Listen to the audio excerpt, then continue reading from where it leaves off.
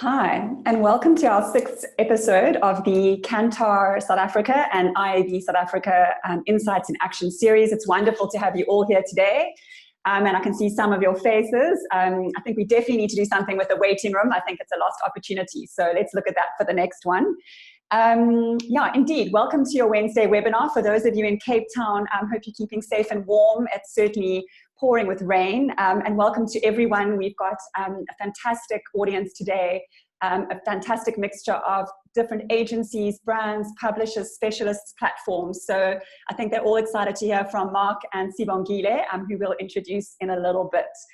And note that our series of online weekly talks are powered by Kantar's bi-weekly surveys to get a pulse on how this pandemic has impacted advertising spend, marketing strategies, and business operations across our country. We'll hear about the innovations, best practices, and alternative measures coming into view that help us all minimize the risk to our businesses. And today we're going to be looking at a very important subject, which is where we discuss customer and employee experience in COVID-19 times and beyond. And before I introduce the speakers, I'm just going to have a look at the waiting room here. We've got a few people looking to still join in.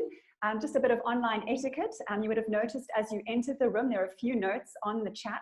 It is a private chat, but please do share your questions. We'll be curating them, collating them, and sharing them with our speakers towards the end of the session at about 9:45. So there will be lots of time for your questions.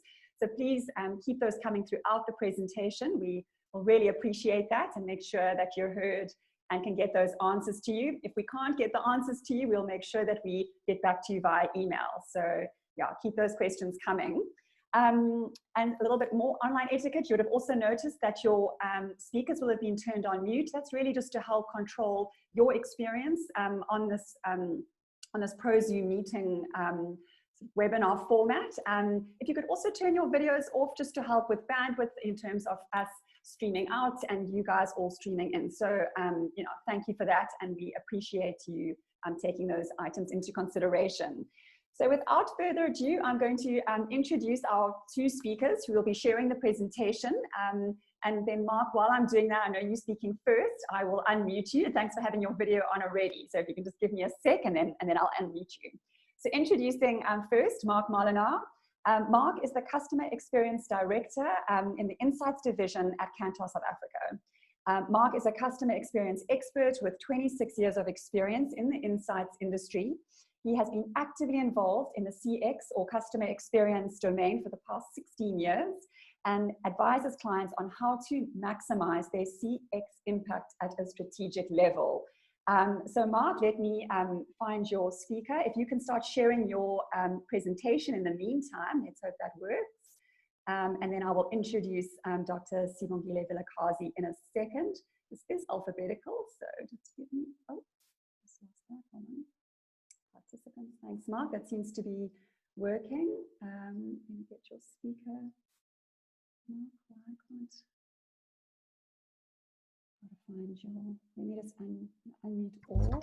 Mark? Not to that extent, we thought about it, but we're not doing it now, and we thought maybe let the numbers increase. Mark, you can unmute yourself if that's possible. I've just changed the setting. Let's see if that works. Mark? No, not yet. Sorry, I'm just struggling here. Give me a second. For some reason, I'm not finding you there. Let me unmute, let's see if I can unmute Sibongile for a second. Thanks for your patience, everyone. Unmuting Sibongile. Sibongile, can we hear you? I just want to check that that is working. For some reason, I'm struggling to find Mark in this participants lineup, which is very odd. If anyone knows Zoom better than me, please shoot me a text. Mark, I'm not sure why. Hold on one second. He was there just now. I think maybe did not drop off. I could see him just now. Yeah, he was definitely here. There we go. I found you. My apologies, Mark. Thanks everyone for your patience. The unmute should just kick in now. Try again. There we go, Mark. Sorry for that. Thanks for your patience. Before you kick off, let me just introduce Sibongile. Dr. Sibongile Vilakazi is the Customer Experience Consultant at Kantar South Africa. Sibongile joined Kantar in 2018 with a specialized focus on customer experience, employee experience, and business transformation. Sibongile has over 16 years experience in consumer insights and strategy roles, helping brands build value propositions and strategic position for maximum business impact. Her experience has both been acquired from agency and client side, and she is a research psychologist with a PhD in organizational development and diversity management from Wits Business School. So welcome to you both, Mark and Sibongile, and without further ado, I'll hand over to you, Mark. Great, thanks Paula, and thanks very much for the opportunity to speak to you all this morning. Today what we're going to be talking about is how customer centricity is really becoming increasingly important during this time of huge disruption, of a lot of turmoil, a lot of anxiety and heightened emotions as people are coping with things that seem to be changing on a day-to-day basis. And just in terms of managing all of that, why it's particularly important to be listening to our customers right now and really adapting to their needs. Just see if I can move on a slide.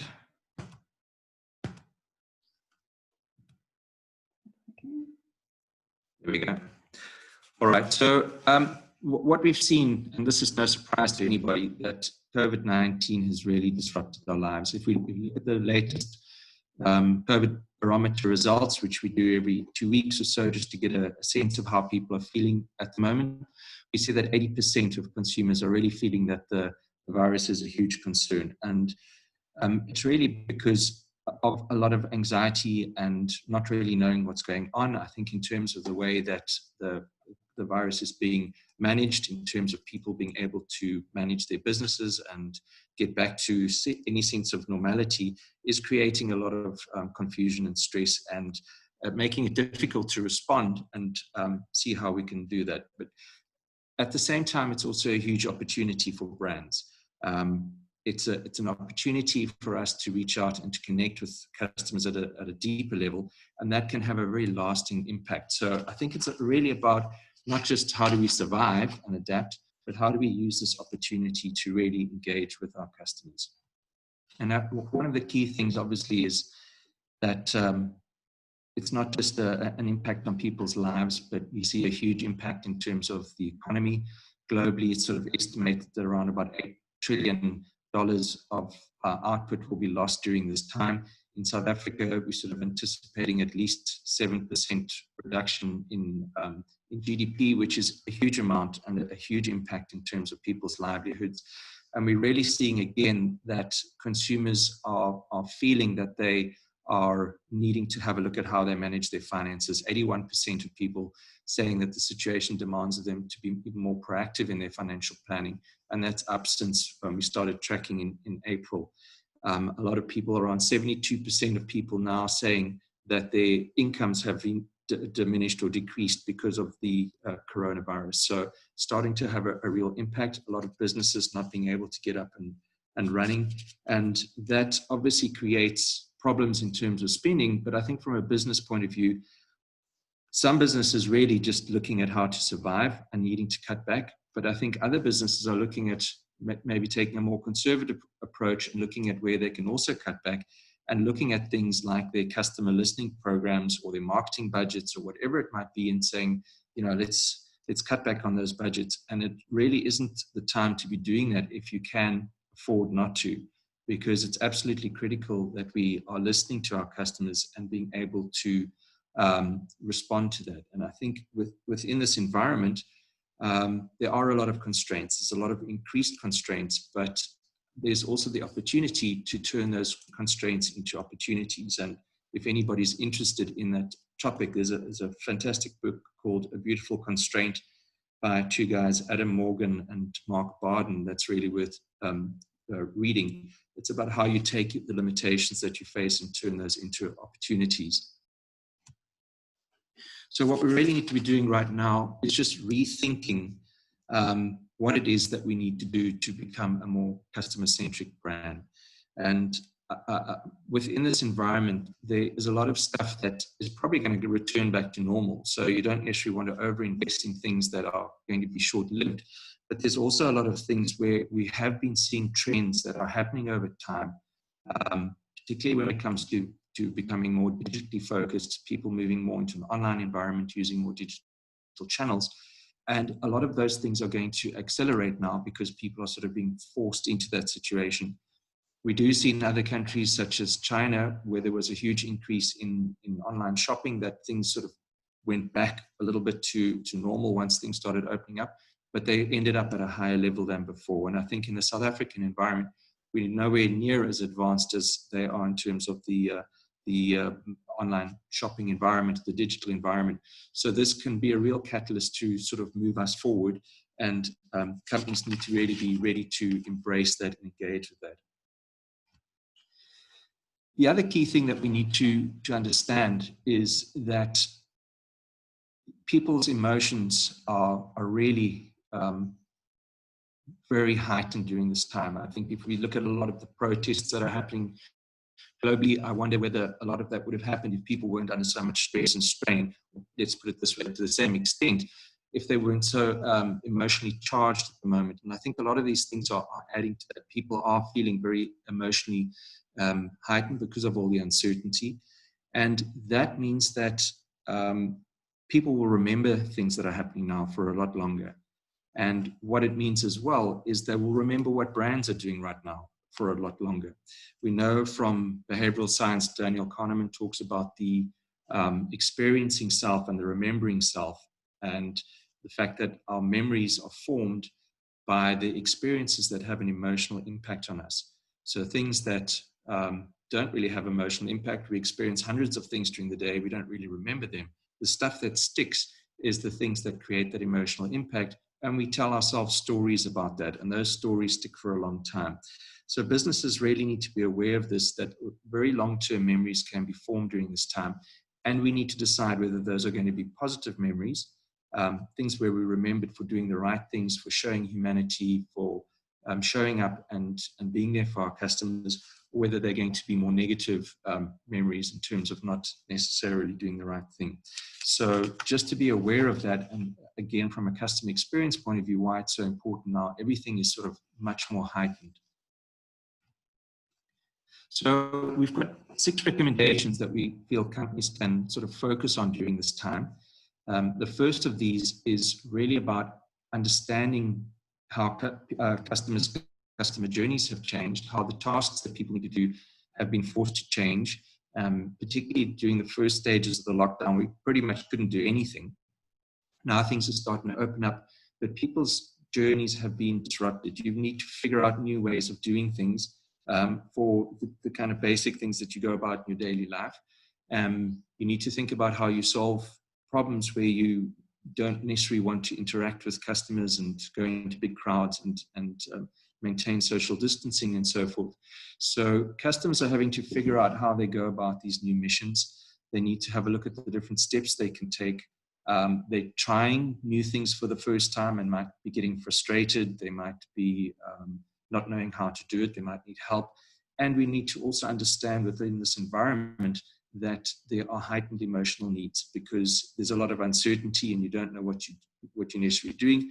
There might be a lot of risk involved, and you really need to have a look at not just the functional things in terms of how you're adapting to new missions, but also how you look after customers' anxieties, their needs, their need for information, their need for potentially hand-holding or showing them how to do things for the first time. And we know that a lot of the change in customer journeys is moving people into an online environment, particularly when it comes to things like shopping or banking or any of the financial services. But mostly people are going online to see how they can solve problems nowadays.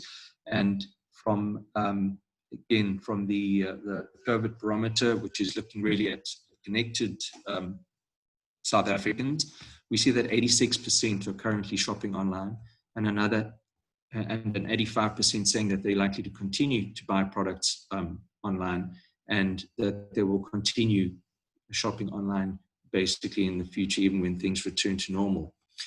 Key here, however, is that only 51% of businesses feel that they're getting an excellent experience on those online channels. And I think that is a big challenge, is that a lot of companies have sort of already been online before the crisis, but have not really optimized for the situation now, and maybe find themselves under a lot of pressure, and the experience is not ideal. So I think that the key is to really focus on what are the pain points there and sorting those out as quickly as possible.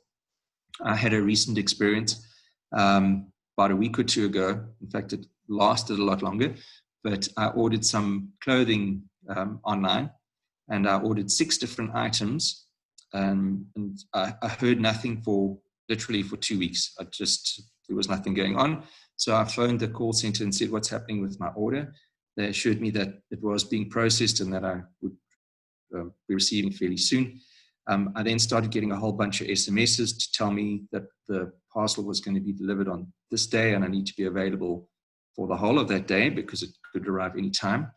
And each item that I'd ordered was sent as a separate delivery. So I now had 6 different appointments on different days when items were going to be arriving.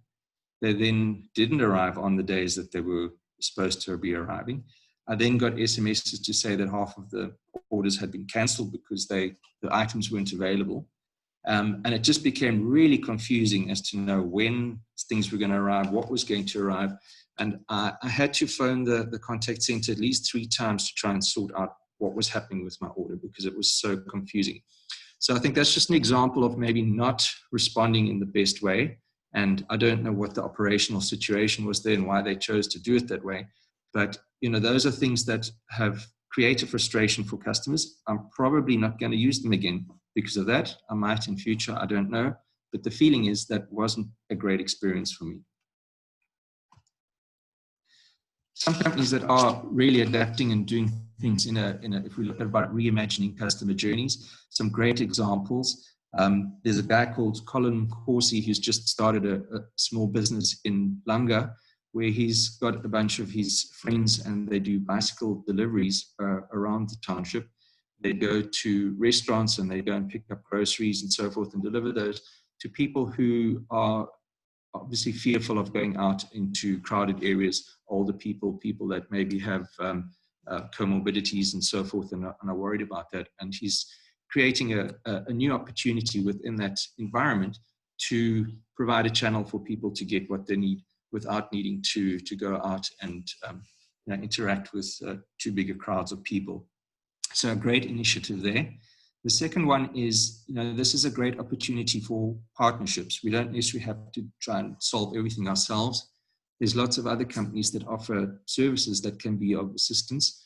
And a great example of that is Pick n Pay, who's using a company called Bottles, which is really an online alcohol delivery service. And they're using them to deliver groceries, same-day grocery deliveries. So a great example of solving that need to get deliveries out quickly and not have these 2-3 week delays when you're trying to order your letters and so forth. A third example is from ShopRite, where they have created a mobile shop, which they can actually take to communities and provide a safe environment where you can sort of start at one end and go out the other end and collect all your groceries. So just fantastic ways that companies are being creative in terms of customer journeys, solving problems and meeting customer needs within this environment. There are lots of other examples, but I think these 3 are quite nice illustrations. So the key thing about being customer-centric during this crisis is really about not doing the same things in a different way, but really reimagining the experiences to meet new customer needs, to address the emotions that customers are feeling, and to look at their aspirations and dreams and how we can deliver against those. And we see as well from a customer-centric point of view, this is from our CX Plus program. This is a new program where we're looking at the gap between the customer promise made by the branding and advertising and communication and the customer experience. And this is run globally. We've just done this study in South Africa as well, just before finished our fieldwork just before the lockdown started, and we will be communicating some more on this program. It covers a number of categories particularly those that are involved in the sort of the digital channels. And one of the things here that we found is that brands which are seen to be truly customer-centric have a much higher brand preference, and brand preference being one of the key indicators of business performance, the ones that really stand out in terms of customer centricity, having a much higher brand preference to others. So it can really help to drive the competitive advantage in the market. This is just some of the results from the local South African study, looking at fashion retail and grocery retail, and the leaders here really twice as much impact in terms of ease of combining online and offline shopping, and a third more likely to make everything around shopping easier for customers. And that really translates into about 2.5 times improvement in recommendation and in repurchase. So from a business impact point of view, being able to have an impact on these, creating it, making it easy for your customers really has a big impact. The second thing we want to focus on is really not to stop listening. And I did mention this earlier, but it's really important for people to continue to listen to their customers, generally through some sort of customer listening program. In South Africa, we partner with Qualtrics, which is one of the leading voice of consumer platforms where you can do surveys amongst your customers and to do close to the moment transactional type surveys.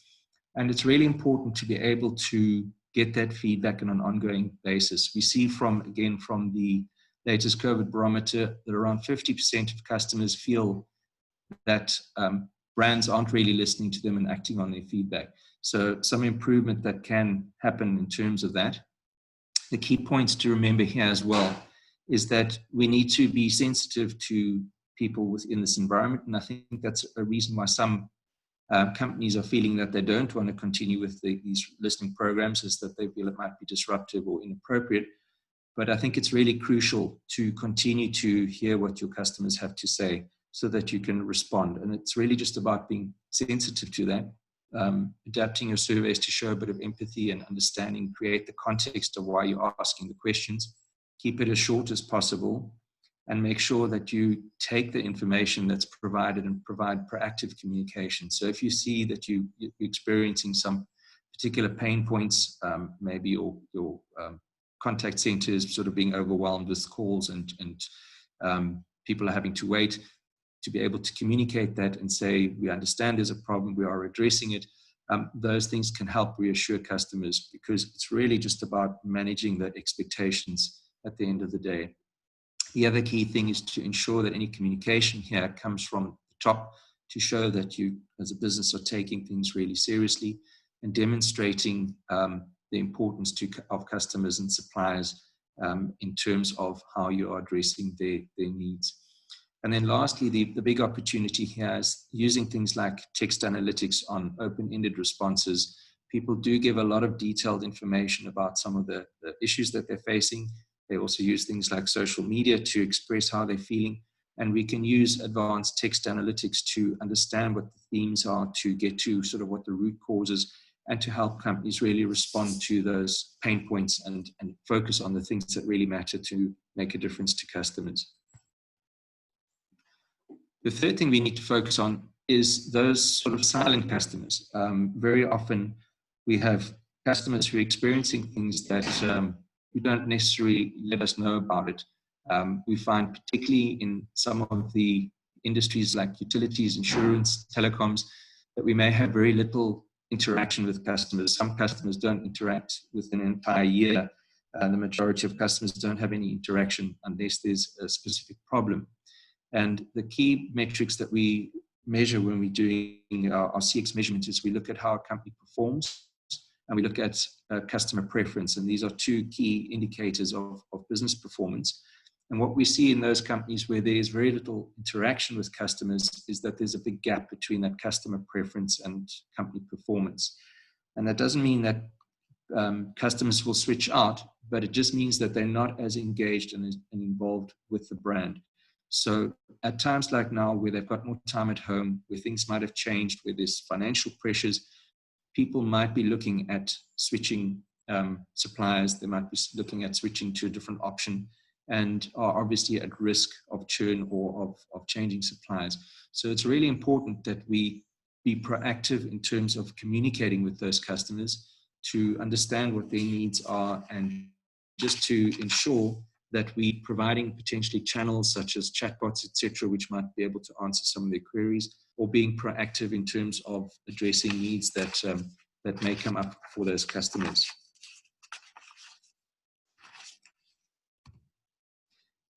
Another thing that we can be doing to address those customers that we don't necessarily have contact with day by day is to show that we care by doing things, getting involved in terms of responding to the COVID situation. And I think in the South African context, most of the leading brands have really stepped up and shown that they want to make a positive contribution. A lot of them have done so in terms of things like taking a salary cut and providing that donation to the coronavirus efforts. Others have gotten more directly involved in terms of providing things like food relief or providing sanitizers or personal protective equipment. We've got examples such as Volkswagen turning a plant into a field hospital. And there's very many ways that companies are stepping up. And I think here it's from a CSI point of view, a lot of companies don't want to create a lot of noise around what they're doing. They just rather want to do a good thing. But I think the opportunity here is that where we can align what we do with our purpose and with customer needs, it can make a real difference to customers in terms of the engagement that we have with customers. So I think it's really about looking at those opportunities where we can address customer needs, and quite key to this, because I think if you try and actually find information about what companies are doing, it's actually quite difficult to find that information. It's not always clear. So ensure that you are communicating that to your customers, that you're letting them know this is what we're doing, this is how we're helping, this is if you've got a problem, this is how we can assist you at this time. Also using social media in terms of that. The fourth thing to do is to ensure that your actions are speaking louder than words. So it's really about how you're responding to the crisis and what you're doing. And what we're seeing is that this is shifting all the time. If we look at the COVID barometer results, we saw in the third wave, it was really about how brands could be practical and realistic in helping consumers. This was during sort of in the middle of the lockdown before we opened up a little bit more. And it was how do customers actually get stuff done and get their needs met? That's sort of shifted now to attacking the crisis and demonstrating how it can be fought. So this is more around when things are opening up. We're starting to see that customers want to know that brands are protecting them. If you're going into a supermarket or a shopping center, what's being done to ensure that there's social distancing, that you're not going to get infected, that you've got things like contactless card payments, that there's screens to protect the employees and yourselves. So here it's about what are all the things that you can demonstrate that we can keep the coronavirus at bay. And it's important to continue to monitor this over time as those needs change, because it is a shifting game all the time. The key thing as well is that we talked about earlier was just the economic impact of the virus, and people's pockets are really being affected. We see that around 76% of people are paying more attention to prices. 61% are looking for products and so forth on sale, and all of these have increased since the start of the lockdown. What I want to focus here is not so much on whether products and so forth go on sale or that there's special offers, but more about how brands and businesses can make a difference to customers by looking at ways that they can save money. And that might be through payment holidays. It might be looking at holding back in terms of subscriptions, making things available for free, whereas previously there might have been a premium that you paid. An example here is a insurance company in the UK that, because people aren't driving around with their cars, there's obviously less risk, and they're actually paying that money back from the premiums to their customers so that they can save some money. I know there are examples in South Africa as well. And I think Discovery, for instance, is allowing people to take their medical savings account balance to pay their premiums over the next few months. And that's just different ways that you can be creative to allow people to save some money now and show that you care. And I think that the key thing here is businesses showing that they understand customers' current needs and that they're showing care. The fifth thing we want to do is monitor the actions that you put in place. So obviously, we're responding to things. We're looking at what to focus on, what can make the biggest difference. And I think in South Africa, what we're seeing again is that overall the response from businesses has been very positive. 51% of people say that their experience during this time has been more positive. It's been a more positive experience than previously. But also 12% saying it's been a more negative experience. So I think it's critical that you understand from your own point of view, how do your customers feel about your response? And do you have things in place where you can monitor how well or what kind of impact your various initiatives are having on your customers? And we have an example from a global telecoms company where we do a big transactional CX program and measure across 8 different customer journeys and 7 touch points. It's, as I say, it's across multiple countries, and it's looking at quite a lot of detail about how we measure customer responses to all the initiatives that the business is doing. And they've done a lot of new things to try and have a positive impact on customers. And all of that has put a lot of strain on their contact centers and their field engineers. And because they're measuring things, they've been able to upstaff and retrain and ensure that those service points are able to step up to the challenge. And what they've seen is that they've had a 6-point increase in their KPIs for contact center agents and a 7-point increase for their field engineers. So at least they know that the initiatives that they're taking are having a positive impact on the brand. Then the 6th recommendation is really just to celebrate your staff who are the linchpins at this stage of the game in terms of stepping up and helping customers. And Sibongile will talk a little bit more about this in her section. But again, we have another case study of a retailer who has a transactional feedback program in place. And they've also seen an increase of 5 points in their KPIs since the start of the lockdown.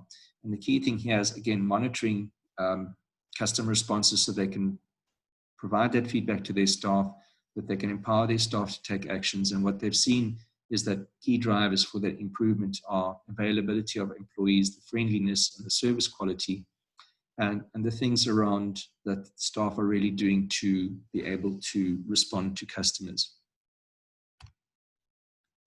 In the South African context, again, from our CX Plus study, what we're seeing again is that leaders here have a bigger impact in terms of the friendliness of employees and the helpfulness of employees to help customers out. And again, that translates through into improvements in terms of business performance, recommendation, retention, and so forth.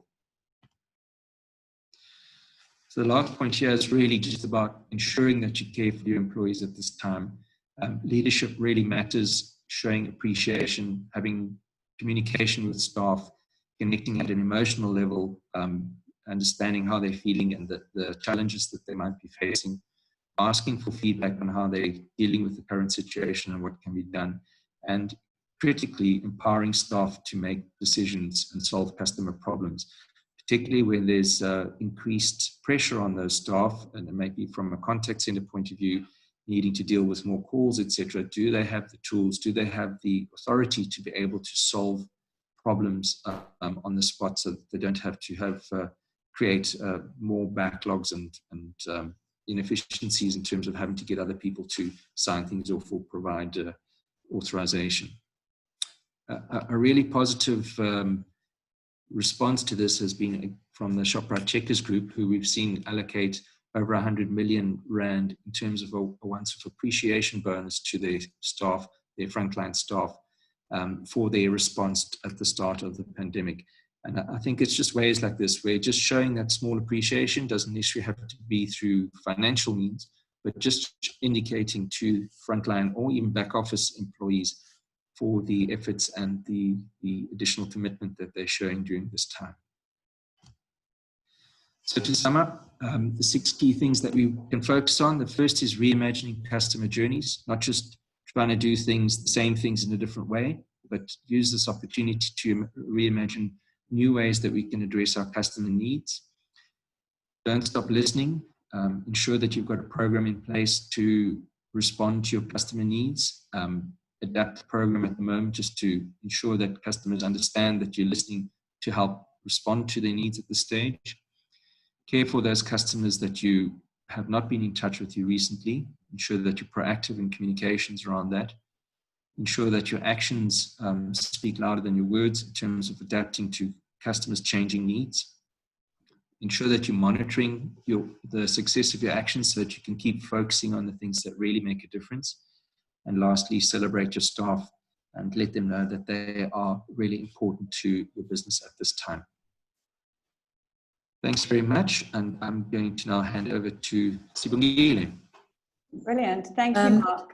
Welcome, Sibongile. Thank you so much, Paula, and thank you so much, Mark, for that. I'm going to be building on the last point that Mark made about celebrating your staff members, and I will unpack that and discuss how we should go beyond only celebrating them. It should be a strategy that to drive employee experiences in the organization, especially at this point. Mark will be driving the session for me, so I'll be saying next every now and then, so that he moves to move to the next slide. But yeah, next, Mark, you can move. You can move for me, Mark. So the most important thing right now is the emotions that Mark has touched on, that all of us are going through. You know, businesses are also going through a tough time. It's not just consumers, and it's not just employees that are going through a tough time, individuals and families. We're all going through a very difficult time at the moment. And because of that, it's very important for us to then pay more attention to the emotions that we're going through, specifically on the emotions that your staff members are going through. And there's a legal obligation to do the right thing by customers, by employees. We as businesses, we are obligated, and also it's good for the business from a reputation perspective, especially during this time, because issues of feeling safety are quite important. Staff members need to feel that they are in an environment, a work environment, that is making them feel safe, that they don't have a chance of catching the virus at the moment. As much as customers are feeling the same anxiety, your staff are feeling the same the anxiety as well. And staff members, legally, they are obligated to say no to work for you if they feel that they are not safe. So there are legal implications for not doing the right thing. And because we live in a context or a country where the employer and employee relations tend to be antagonistic, and you see it with the highly unionized environment that we live in, because most of the time employees feel that they're being exploited by the companies that they work for, the employers that they work for, which is unfortunate. And because the majority of them tend to be unskilled or lower skilled workforce, they often feel that they can't really express the rights that they have to say no if they need to say no to the environment that they may be exposed to. So often companies can get away with doing the wrong thing because most of the time it won't necessarily be reported. But unfortunately, people do talk about these things, even if they may not report you formally, but people talk about these things. So just doing right by your employees is good business. So if you do the right thing, people talk about the right thing, which is good for you. Next, Mark. And because of the COVID-19, some of these negative feelings that employees tend to have towards their employers are exacerbated. For instance, you read up about reports in the media of some employees who are pushing the burden of the COVID-19 towards their employees. So instead of sharing the burden, they are passing it on, or at least employees feel that the burden is being passed on to them. Cases of salaries that are being cut, without thinking the process through, jobs that have been cut without necessarily thinking it through. So which is becoming it can be a problem. And in some cases, employers that are not adhering to the safety standards that have been recommended. So these are just some of the unfortunate things, especially because we are operating in a space where mental and emotional health risks are quite high. I mean, everybody is quite anxious at the moment. And sometimes the anxiety levels, they hamper on productivity. So it becomes very difficult. But at the same time, it is an opportunity. It's a once in a lifetime opportunity that visionary leaders or employers can use to create lasting employee experiences that then drive business success. And the nice thing about it is that right now, the requirement is not really that high. Being human at the moment as an employer can really help you to create positive and lasting employee experiences. You can move, Mark. And so what do we mean when we talk about employee experience? What do we mean?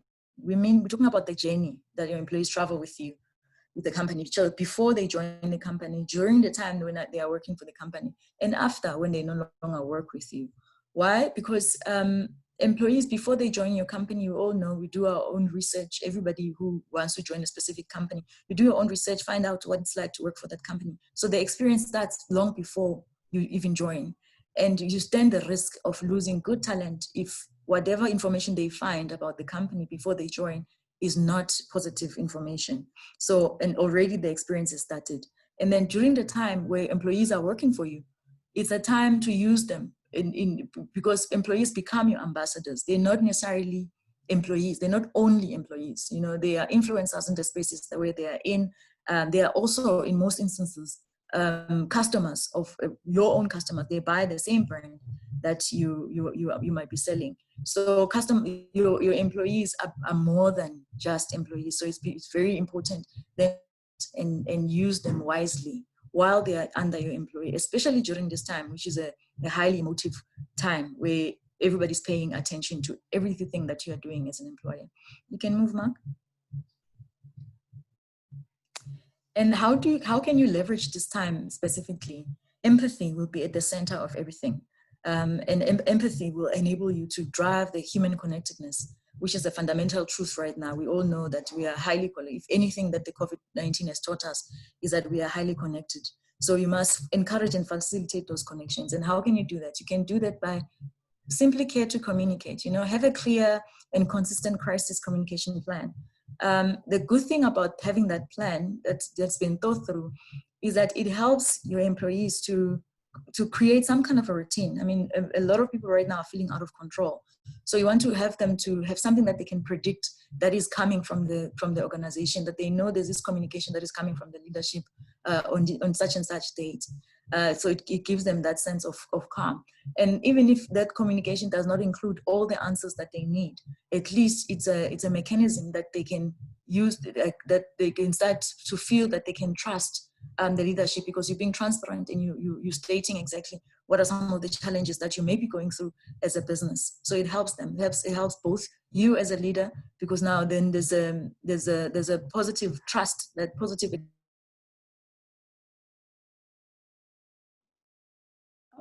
I think we just lost you there, Sibongile, or perhaps it's just my sound. Let's see.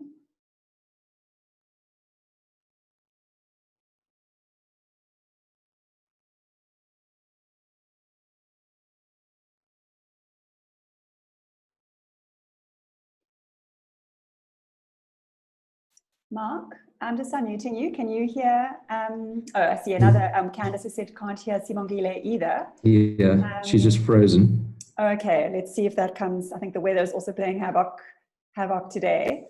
Sibongile, anytime you can join us. Maybe I can just ask Mark a question in the meantime. Sure. Or is that, do you think, a good idea? Yeah. Okay, great. I think while we're on the slide of empathy, and in terms of your note around the customer experience and of the business, and how that impacts on obviously both your employees and your customers, it really is like any good relationship. If you invest in the relationship and you show care and you keep that communication consistent and authentic, I think you do net out on both sides in a better place. So I think if we look at any of our own personal relationships and what works, it's very interesting, I think, listening to you today, that how much of that is obviously applied at a business level, and keeping those relationships intact, even more so at this time when people are anxious and nervous of how to act with everything that's happening. And I think the question I wanted to ask you is, you mentioned that it's really good for clients or brands or companies to sort of put measurements in place for how their customers or employees are experiencing this. And maybe on the customer side, you gave us some great examples, but if someone was to come to Kantar or to ask, how could I start to measure this? What is the best points? There are obviously various touch points, the store, the call center, the website, maybe from a digital point of view. What are some of the tools that Kantar deploys to help listen and understand that impact over this time? Sure.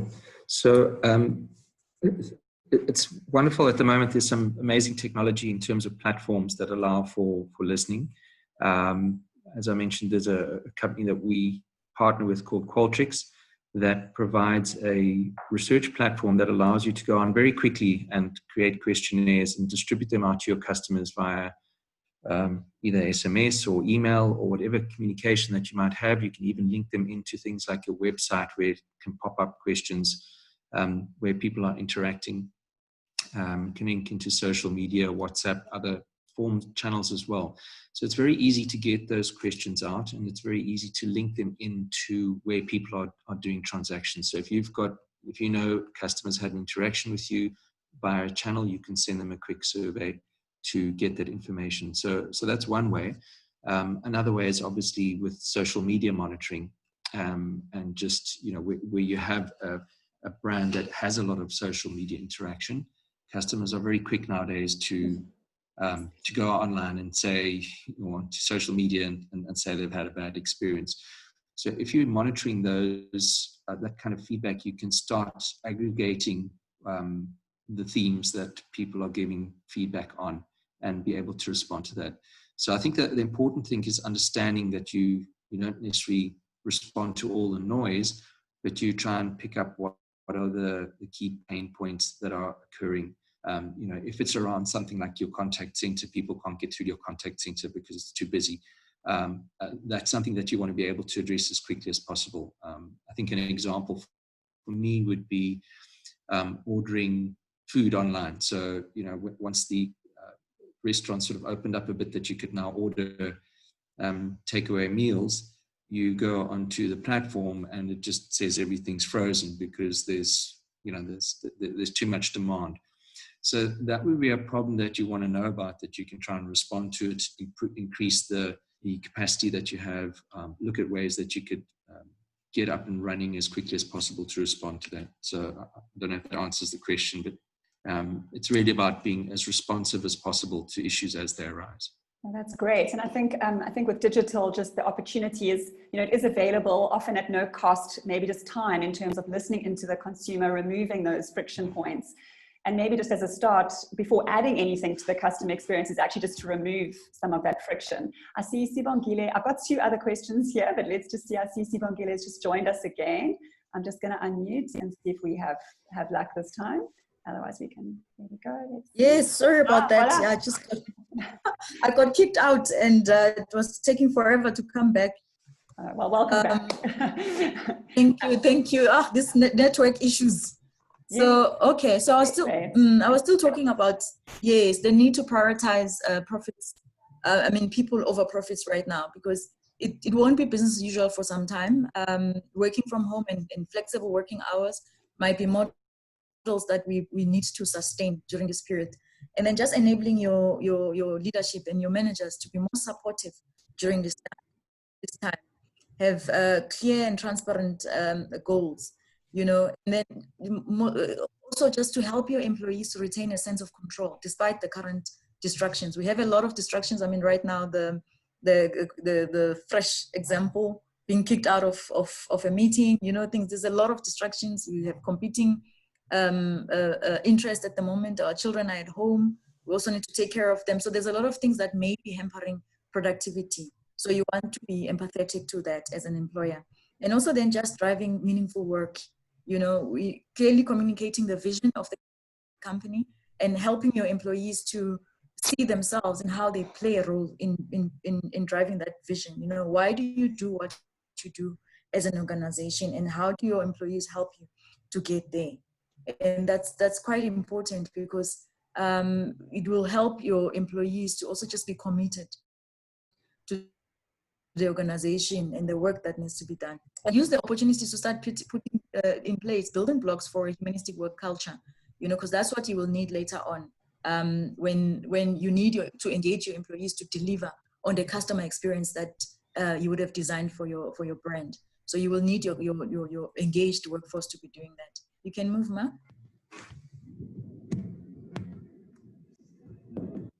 And what we know about meaningful work is that it also drives employee engagement. And employee engagement drives positive customer experience and business success. Why? Because engaged employees have a direct impact on the customer. They become more thoughtful in how they service your customers, and also in the solutions that they help you. Sometimes your staff members that are dealing directly with the customer can see things that may not be efficient and come up with ways to help the customer achieve the goals that they need to be achieving without you being involved in it. Why? Because they are engaged, they care, they understand the vision, they understand where the organization is going, and therefore they go the extra mile to help you do that. And some of the companies that we've seen who've done right, at least because as much as we've seen reports that talk to how the friction between the employer and employee relations during this time, there's also been companies that have been doing quite well, especially the companies that have been open during this the lockdown period, the likes of Food Lovers Market, your Checkers, they've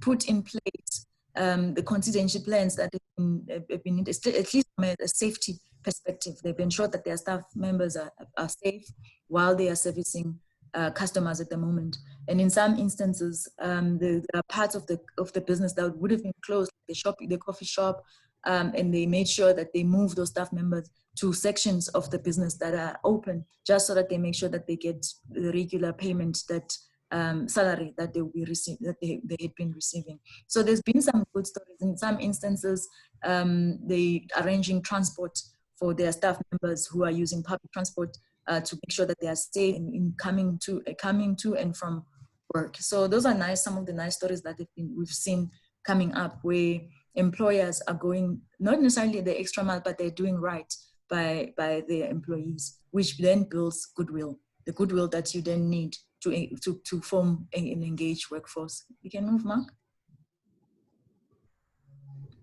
So, and Mark mentioned it earlier on that employees are the real heroes at the moment, and they will help you deliver your brand purpose. So it's very important to then pay attention to them at this moment. It's a once in a lifetime moment where we would be advising businesses to say, you can be inward looking. Most of the time we advise businesses to be outward looking. You need to understand what the competition is doing. You need to understand what your customers are saying about you. For the first time, we would say, look inside, look at your processes, look at your business models, and most importantly, invest in your employees at the moment, because they will then help you later when you need them to deliver the brand promise. So create that goodwill that you can create, that this opportunity this moment is giving an opportunity to do. So focus on that at the moment. Can move, Mark? And then just to conclude, I would like to conclude with a comment that a colleague, Jack Tlongwane, made the other day that really got me to think a bit. He said there's a difference between empathy and pity. Empathy sees the other as an equal, while pity sees the other as beneath. I really thought about this because most of the time we think that we are being empathetic, but when you think about it, we're actually being pitiful. Because why? Empathy is a position. For instance, if I've been through a situation and I see someone else going through the same situation and I decide to come in and help them, I'm behaving from an empathetic position because I understand what this person has gone through. I understand what it means to, or what it feels like to be in that position, versus stepping in when you haven't really gone through that experience, but you see the need to step in because you feel sorry for the person who's going through it. It's a different emotion that you leave the person that you'll be stepping in for when you're acting from an empathetic position versus when you're acting from a pitiful position. And right now, we encourage businesses to be more empathetic rather than being pitiful. And why is that? Because the COVID-19, it won't last. It's a moment in history. It won't last, but it's a moment that is very emotional. And the emotion that then leave your staff members or your employees will last. So we have to be quite careful how we treat them. Thank you very much. I think that's probably the last slide. And thank you so much, Paula, for the opportunity. Thank you. And I just think to connect your customer experience with your employee experience and how they link up is just so important. I think perhaps, certainly business might be treating them as two separate projects, two separate teams, and maybe not connecting those dots. So I just think just excellent to be able to look at that and the impact of them on each other. We have got two questions here. I think the first one might be for you, Sibongile, but please both chip in. We have a question from Kahika. I'll just read it out. It would be good to learn about the impact employees can have on other employees while making decisions about their, I suppose, employeedom during the crisis. And to what extent does it help to include the employees in the decision process as one goes through the changes at this time? Yes, that's a big one. It's part of the first point I made about creating a clear communication plan. Then communication is a two-way. It's not just one leader communicating down to employees, but it's a two-way. It gives a platform for other employees to have a shared experience of what's going on in the organization. They can even give suggestions, because sometimes, some of the businesses are really struggling at the moment. It's not that they are pretending not to do the right thing by their employees. It's because they are really struggling to survive, and involving them in creating the solutions might be the thing that really binds the organization together going forward. And because once you've gone through something, a crisis together, chances are those relationships become very strong. So to use that opportunity and to involve everyone. It really is an opportunity right now to build strong relationships.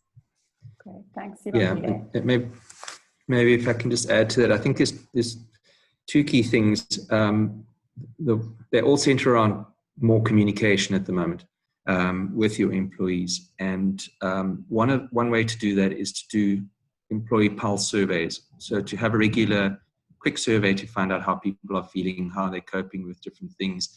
I did mention Qualtrics a little bit earlier as one of the partners that we have, and they are making free tools available for companies to actually get that feedback. So, you don't even necessarily need to pay for it right now. The tools are available. You can send out a short survey and get feedback from your staff. The second one is, looking at individual business units, is to maybe just have regular huddles with the frontline employees. They're the ones that are really getting that feedback directly from customers, and having an opportunity to share that, you can involve everybody in solving some of the issues and raising some of the issues. So I think the main focus here is just be open to the communication from your employees that are really dealing with the coalface of what's going on. Fantastic.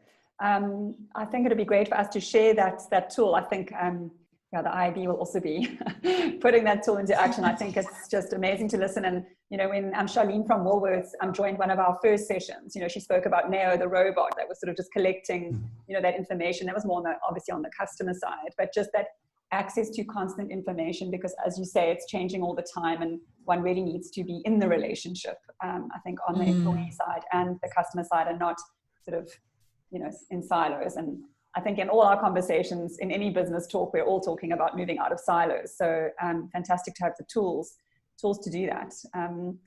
We have a second question from Leonie Forster, and I'm not sure, maybe it's not for this forum, and we do have just like a minute left, so maybe I've put you on the spot, but she asks, what is the top factor or factors that differentiates a company as authentic in the eyes of consumers to cut through the clutter of sort of COVID messaging? It seems there's a lot of messaging at the moment about how to be helped, which is a good thing, I suppose, because everyone's taking care and trying to chip in.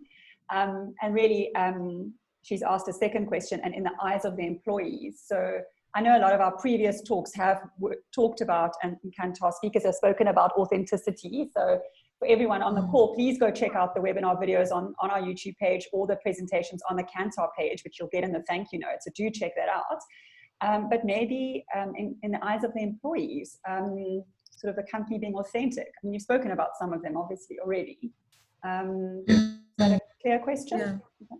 Yeah, and I think it's, you know, it really depends on how authentic the company is to be able to do that authentically.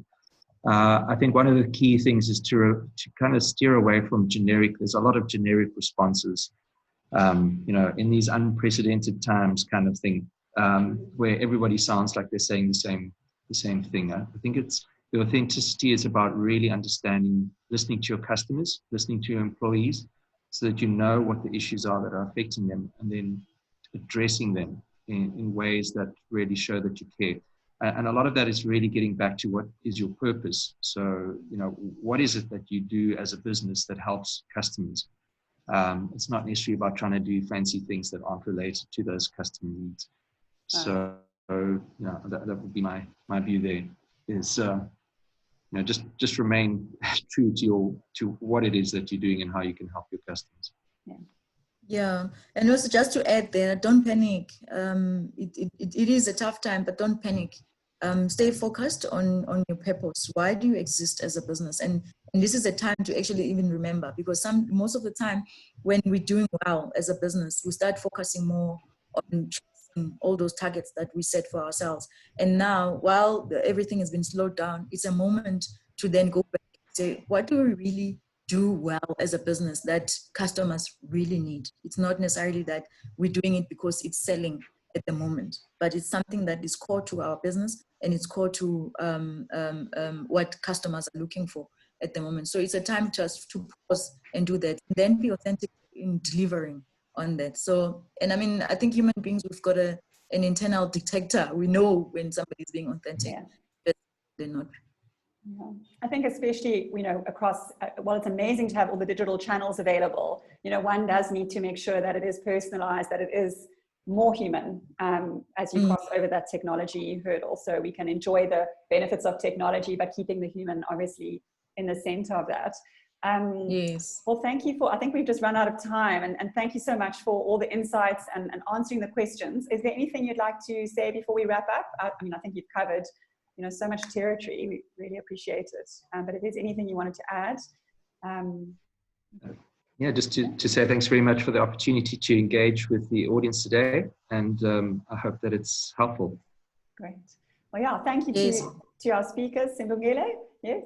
Yes, thank you so much. Also, I just wanted to say that we're in this together. We all try finding it together in this one. It's a great opportunity for humanity to remember to be human, which is great. And thank you so much for inviting us.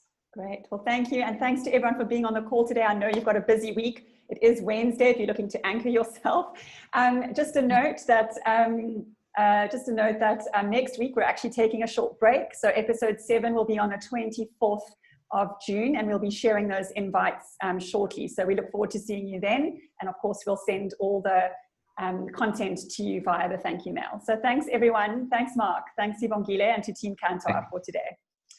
Ciao. Thank you. Thank you so much. Have a great week. Be safe. Bye. Bye. You too. Bye. Great.